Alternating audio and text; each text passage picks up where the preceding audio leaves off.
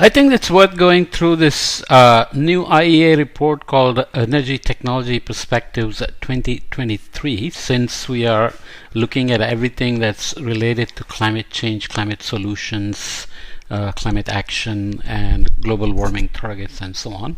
This fits right in, but as usual, this is a long report with over 460 pages altogether, and I'm going to make a very brief introduction to it, maybe in two podcasts if it doesn't fit into one reasonably long one.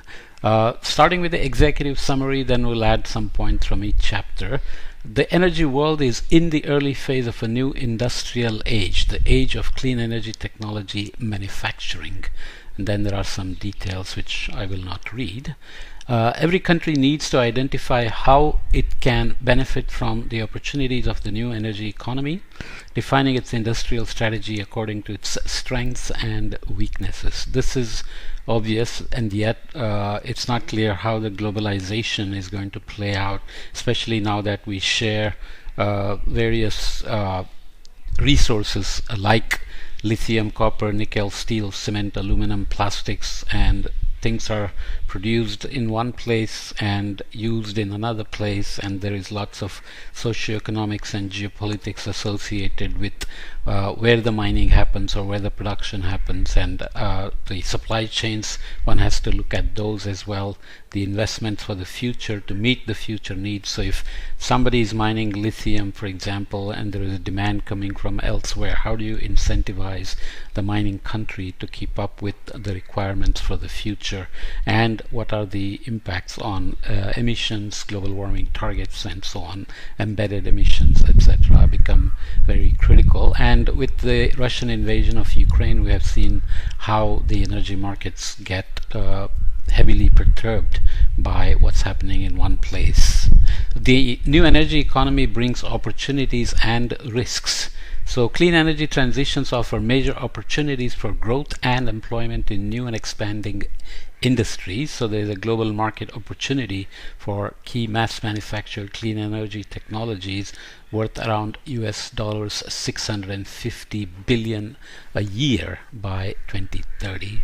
And there is lots of employment opportunities which are also highlighted and estimated for the future by this report. So you can see that related clean energy manufacturing jobs would be more than double from 6 million today to nearly 14 million by 2030, with over half of these jobs tied to electric vehicles, solar PV, wind and heat pumps. So keep that in mind. But there are potentially risky levels of concentration in clean energy supply chains, both for the manufacturing of technologies and the materials on which they rely. China currently dominates the manufacturing and trade of most clean energy technologies. We talked about this elsewhere when we talked about the renewable energies 2022, on how China controls the technologies and supply, and how this can get perturbed if things go sour between China and its trading partners, and its perception of different countries on how to contain China. That's the word used. As I'm recording this on February 4th, there is a balloon floating on the US and over South America that are supposed to be Chinese spying balloons, and these kinds of things always ramp up the tensions and affect everything, including trade, which in turn will affect the global warming targets and our march towards climate action to meet those targets, right? The world is already seeing the risks of tight supply chains, which have pushed up clean energy technology prices in recent years, making countries' clean energy transitions more difficult and costly. You remember the chip shortage that happened, affecting car manufacturers, manufacturing of cars, and the availability of cars in the market, and so on and so forth. So increasing prices of cobalt, lithium and nickel led to the first ever rise in battery prices, which jumped nearly 10% globally in 2022, for example. This cascades into other things, wind turbines and so on and so forth. Governments are racing to shape the future of clean energy technology manufacturing. India has pumped in a lot of money wanting to get ahead on renewable energy and maybe chip manufacturing. US is trying to do that to get away from depending on players in the market, and so on. Countries are trying to increase the resilience and diversity of clean energy supply chains while also competing for the huge economic opportunities. So it's also about cornering the market for the future. There are big dividends for countries that get their clean energy industrial strategies right. These things don't happen overnight, so you need eye on the horizon with investments for the longer term to make sure you are at least able to be resilient to perturbations in the market, but maybe also be able to take a share of the market in the future. Greater efforts are needed to diversify and strengthen clean energy supply chains. For example, China accounts for most of the current announced manufacturing capacity expansion plans to 2030 for solar PV components, around 85% for cells and modules, and 90% for wafers. For onshore wind components, around 85% for blades and around 90% for nacelles and towers. You can go and see what they are. And for EV battery components, 98% for anode and 93% for cathode materials. Hydrogen electrolyzers are the main exception, with around 1/4 of manufacturing capacity announcements for 2030 being in China and the European Union respectively, and another 10% in the United States. So these are all not just perturbations to the or risks to supply chains, dependence on each other, but also to incentivize working together to stay on target for global warming ceilings, thresholds, 1.5 degrees C by 2100, 2 degrees by 2100, and so on, becomes critical how we manage these potential tensions and interdependencies. Next, clean energy supply chains benefit from international trade. So that's the part about incentivizing and realizing that this is not a zero-sum game, that everybody benefits and it's not like one winner and one loser. International trade is vital for rapid and affordable clean energy transitions, but countries need to increase diversity of suppliers. Okay, so there are many examples there. The announced manufacturing pipeline to 2030 is very large for many clean energy technologies. This is good news, but is there a gap? So we'll see that investments and the plans are not big enough to meet net zero goals, for example. Critical minerals bring their own set of challenges. The mining of critical minerals is the only step in clean energy technology supply chains that depends on resource endowment alone. Elsewhere, we will look at an MIT report which says that there is technically enough material, whether it's critical minerals or metals, for transitioning to decarbonized system, getting out of the carbon trap. But how do we manage the geopolitics of who owns the resources and how the supply chains are managed, where the risks are and where the pain points are, and so on. The majority of announced projects for the processing and refining of key critical minerals are set to be located in China. These midstream processes tend to be energy intensive. China accounts for 80% of the announced additional production capacity to 2030 for copper and dominates announced refining capacity of key metals used in batteries, 95% for cobalt and around 60% for lithium and nickel. Currently planned expansions of mineral processing capacity worldwide fall well short of the volumes that will be needed for rapid deployment of clean energy technologies.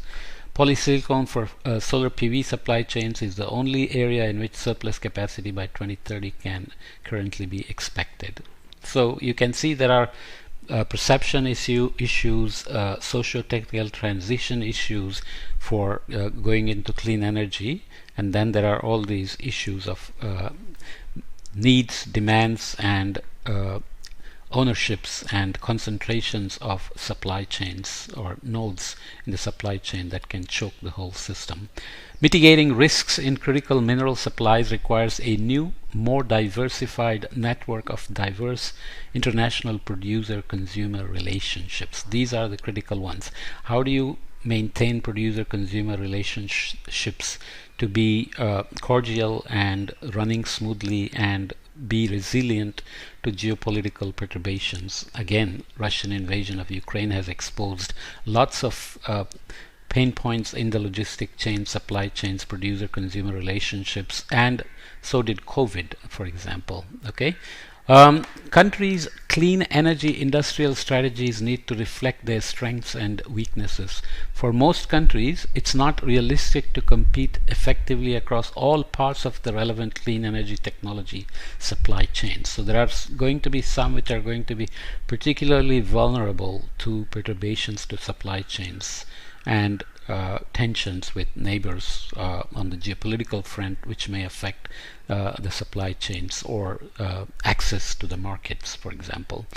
Energy costs will continue to be a major differentiator in the competitiveness of countries' energy-intensive industry sectors.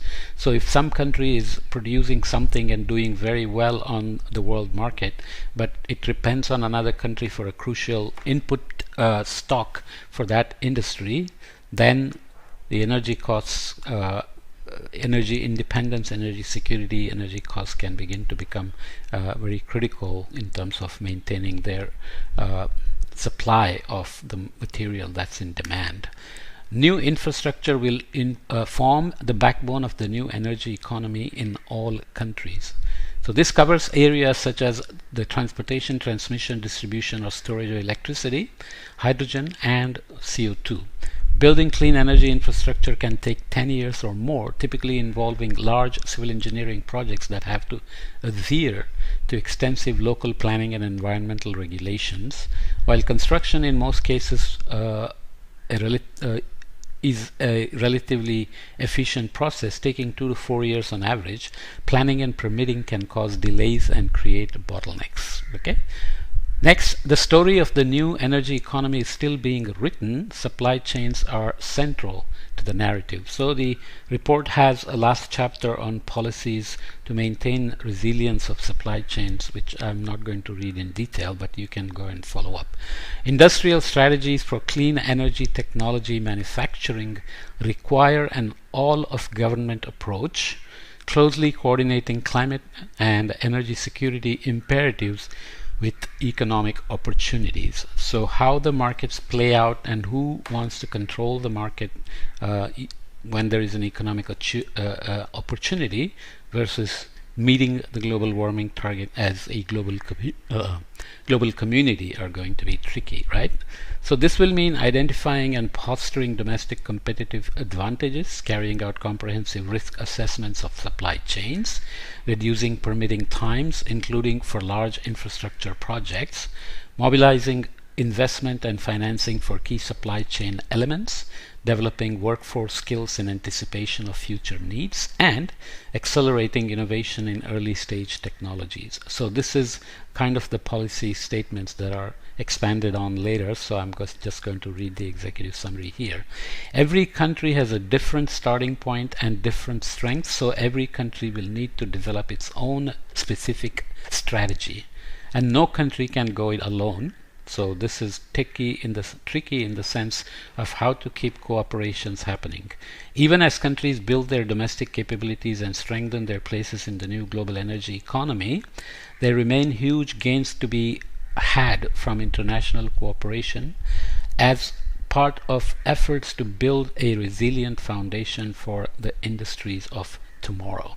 So this relies on the premise that the global humanity will work together to keep our eyes on the global warming targets, and the need for cooperation will play out in the energy market as new technologies, new supply chains, new concentrations of resources and so on evolve over time.